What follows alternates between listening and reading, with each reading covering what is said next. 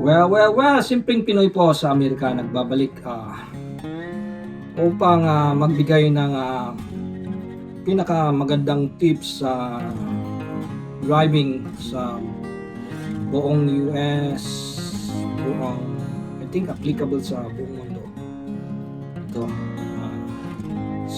pinakasimpleng tip, hindi po ito nabibigay na tip na kahit na mag-take ka ng DMV, hindi po binibigay ito. So ito, may magandang loob po na isang officer na bibigay yung side niya, pinaka best tips na sasabihin niya. So pakinggan po natin siya. Hindi ko po alam kung sino po siya, so sana malaman natin. Please comment down below kung nahanap niyo yung pangalan niya para pangalanan po natin siya. And then dito po panoorin natin. Wait.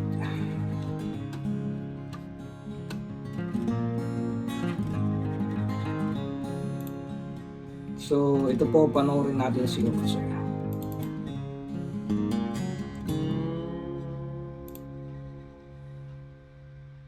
Hello everyone.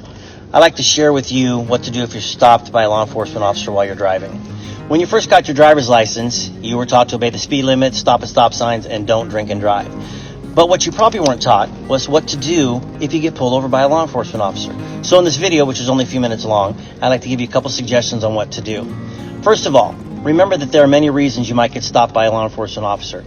It could be something as simple as letting you know that one of your brake lights are out or that you're driving crazy. So even though it's nerve-wracking, stay calm and please be patient. You wouldn't think so, but traffic stops are one of the most deadliest situations that law enforcement have to deal with. Maputol po kayo dyan. One thing po, one time po na-experience ko po na pull over. One time. So, medyo mahaba ang kwento lang ng konti para magkaroon po kayo ng experience. Kasi ganito pong nangyari, nalaman ko po na since na bago po yung sasakyan ko, 28 and model. So may mga features siya na ngayon ko rin lang nalalaman, like yung light sensor ng auto light sensor ng ilaw. So pag madilim na, nagsiswitch mag-isa yung ilaw ko. So yun, napansin ko po na nagsiswitch pala kahit na hindi ko na-switch. So ang ginawa ko, nilagay ko na lang sa nasa mid siya. So parang every time na masisense niya yung ilaw, mamamatay siya. Every time na madidetect niya yung madilim na lugar, magsuswitch on siya. So I was very confident with that. Akala ko magiging mas madali sa akin para hindi ko na pagsakitan ng ulo yung pag-switch ng ilaw. Minsan umiiral yung katamaran kasi inisip natin na technology nga. Pero may disadvantage din pala. Kasi nga ganitong nangyari. Paalis ako, so before ako pupunta ng trabaho, I have to pick up one of my colleague kasi wala siyang ride. So ang nangyari po, so instead na gigising ako ng medyo late ng contest, syempre I have to go back farther sa trabaho ko. So I have to get up more earlier. So yun, kahit na naantok pa ako, sige, I have to go there kasi nga para hindi kami malate. And then yung sa pagmamadali ko naman, since that was my Monday, doesn't mean Monday yung araw na yung Monday sa trabaho ko. Kumbaga yun yung umpisa ng pagpasok mo sa trabaho. So yun, I was then busy before that day. So yung I was doing the Postmates that time kasi yata and then aside from that, I'm still working in grocery. So yun, medyo puyat po ako. So napilitan po akong kailangan talaga gumising na maaga. So yun po, to make it short, naiwan ko po yung nagpalit po ako ng pantalon kasi naiwan ko po yung wallet ko sa my other pants.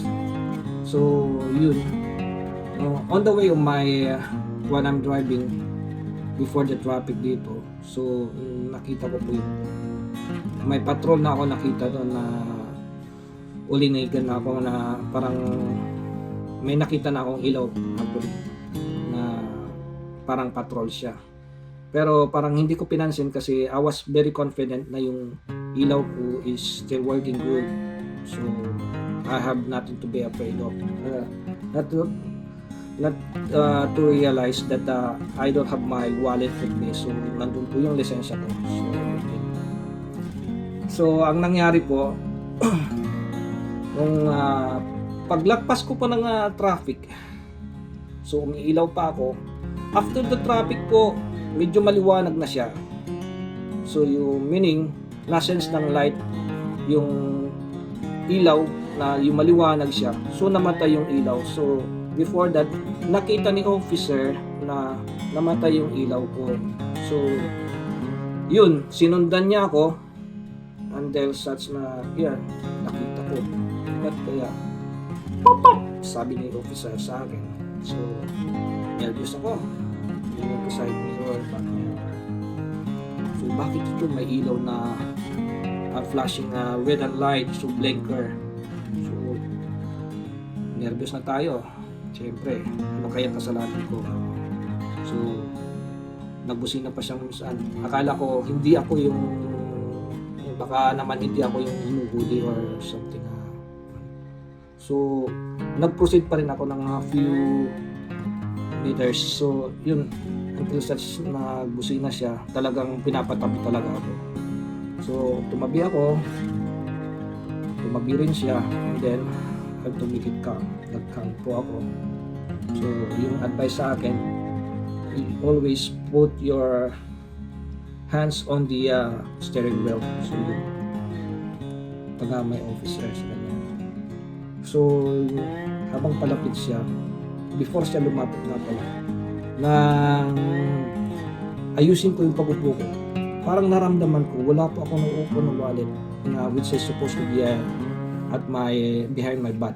Laging nakakapit po dyan sa pocket na yan. So feeling ko naiwan ko yata ang wallet ko. Oo nga, nagpalit ako ng pantalon. Patay, wala akong lisensya. That's the time nervous na ako. Takak na yung pawis ko. During that time is what? It was December. So actually, I have my I have my t-shirt. So I have my thermal sweatshirt. Patapos my inner jacket. And then my outer jacket pa ako. So that time naka-gloves pa kasi maginaw that time. Pero nung na-realize ko na wala akong wallet, dun na takak-tak, nakasumpero ako, takak-tak. Napawisan ako, nervous ako, paano kaya sasabihin ko, patay niya yung wallet ko. Then si officer naman, so paglapit niya, hello sir, how are you? Yes, officer. Oh, I'm sorry, officer. Sabi ko, I left my wallet at home. I left my license. It was in there. So officer, no, you don't have to worry. Where are you heading now? Sabi sa akin. I'm about to pick up my colleague, and we're supposed to go to work right now. Sabi ko sa akin. Okay. Don't worry. Can I have your number? Now, tapos, and can you state your first name and your last name? So, sinabi ko po. And then, and your birthday? Birthday ko pa. Okay, sir, my birthday is okay. Just a moment. I'm going to check on the system. Sabi sa akin. So pumunta siya sa likod sa may computer. So it's good thing na may computer na yung mga patron ngayon. way back before, siguro talagang you have to call, nire-require ka sa driver's license ngayon noon. Pero iniisip ko just to make myself ba't kayo tinanong yung birthday ko, sabi ko siguro makikibirthday siya ko, isa sa akin ko o re-regaluhan niya ako pagdating ng birthday ko. No, I'm just kidding, parang just to make it out. And then yun nga, pagbalik ni officer, okay, it seems I check your license plate, it's okay, it is registered, your information is quite good, sabi sa akin. So yung information ko raw, hindi ko na maalala kung paano magkakasabi, pero yung information ko is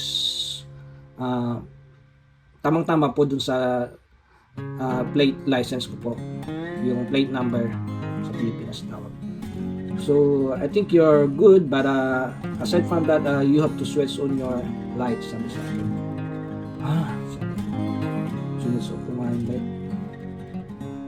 Oo nga, patay nga, ano kayong violation ko? Oh man, no, you have no violation, sabi sa akin. You good, sabi niya. You can go now. Tapos just make sure that your light is always on when you're driving at night, sabi sa akin.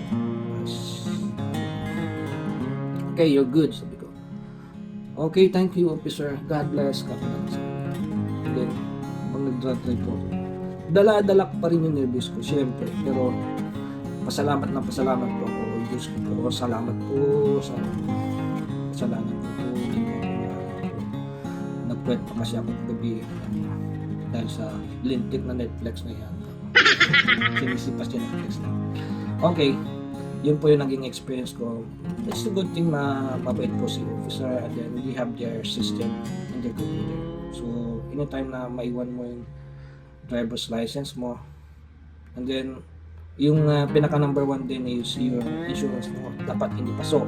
Kasi kung paso yung insurance mo, kahit na may driver's license na, hindi ka pwedeng mag-travel. Hindi, ma-violation. So yun, it's good thing din naman dito sa mga mobile natin, once na na-register mo yung insurance mo, and then you apply your what do you call this one, mobile app ng insurance, para dun ka actually purposely for billing po yun sana, pero until such pop up siya, magre-register po sa iPhone, sa may iPhone cards yata, so may harap parang will be like ATM, mga ATM credit card naka-apply kasi sa iPhone. So ito, but anyway, tuloy po natin yung video na pinapanood natin. Matalastas lang po yun. When we walk up to a car, we don't know who's inside or what's going on in the car, especially if we can't see inside. Because of that, there are certain things that make us nervous, things that send up red flags. And a good plan is just to help each other avoid them. For starters, if you have tinted windows, roll them down, all of them, front and back. We need to be able to see in the car. Also, when you're being pulled over, and as the officer approaches your car, please keep your hands on your steering wheel. Don't put your hands in your pockets or reach for anything in the console or glove compartment. We don't want to see you leaning over and making any sudden movements or reaching for something under your seat. We don't know if you're going after a weapon or your paperwork. So please just don't do it. Same for your passengers. It's not that they have to put their hands up in the air or anything like that. On their lap is fine. We would appreciate everybody keeping their hands where we can see them. Once we get to your car, we'll give you instructions like, hey, we need to see your driver's license, registration, proof of insurance.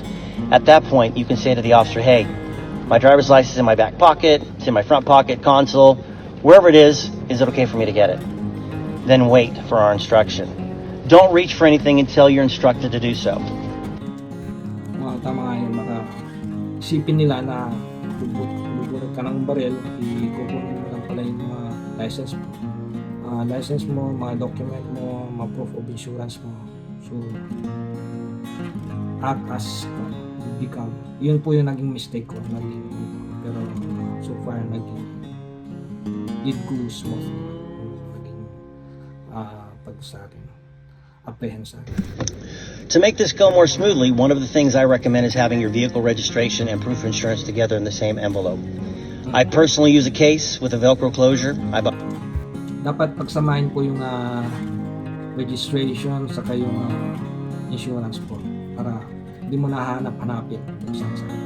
Mine at a car wash. You can get them on Amazon for $5, and hey, if you got Prime, you got free shipping. If you keep all of your information in a case like that, you can easily hand it over to the officer along with your ID or your driver's license. And a little hint for those of you that have the last 10 years of your registration and insurance renewals, throw them away. You don't need them. Having to dig through. Iyon po yung lalo pa sa ating mga Pilipino.